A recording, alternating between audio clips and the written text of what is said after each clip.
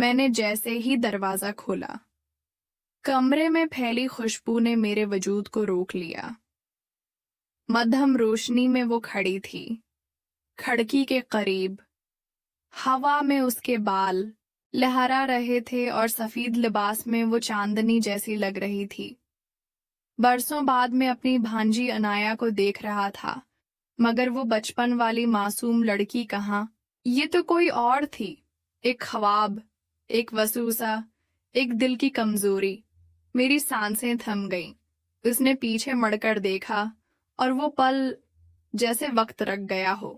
اس کی آنکھوں میں حیرت، خوشی اور کہیں نہ کہیں وہی سوال جو برسوں سے میرے دل میں تھا۔ ماموں، آپ کب آئے؟ اس نے مدھم لہجے میں پوچھا۔ میں نے گہری سانس لی اور کہا، ابھی، بس یوں نہیں۔ سچ تو یہ تھا کہ میں خود کو روک نہیں سکا۔ اس کے قریب بیٹھتے ہوئے میری دھڑکنیں بڑھتی جا رہی تھیں۔ باہر بارش ہو رہی تھی، بوندیں کھڑکی سے ٹکرا کر عجیب سا ساز بجا رہی تھیں، جیسے کائنات بھی ہمارے بیچ چھپی ہوئی محبت کو جانتی ہو۔ انایا ہنس کر بولی، یاد ہے، میں کہا کرتی تھی کہ میں بڑی ہو کر آپ سے شادی کروں گی۔ میں نے ہلکی سی مسکراہٹ کے ساتھ کہا، ہاں، لیکن وہ بچپن کی بات تھی۔ مگر حقیقت یہ تھی کہ وہ بات کبھی میرے دل سے نہیں نکلی تھی۔ میں نے اس کے ہاتھ کو چھوا، وہ لمحے بھر کو کانپی، مگر ہاتھ نہیں چھڑایا۔ وہ اور قریب آ گئی، ہماری نظریں ملے، اور ایک لمحے کو لگا جیسے ہم دنیا سے آزاد ہو گئے ہوں۔ اس کی سانسیں میرے چہرے سے ٹکرا رہی تھیں اور میرے اندر کی ساری سرحدیں ٹوٹ رہی تھیں۔ ہم دونوں جانتے تھے کہ یہ رشتہ کوئی نام نہیں پا سکتا، مگر محبت کو کبھی نام کی ضرورت نہیں ہوتی۔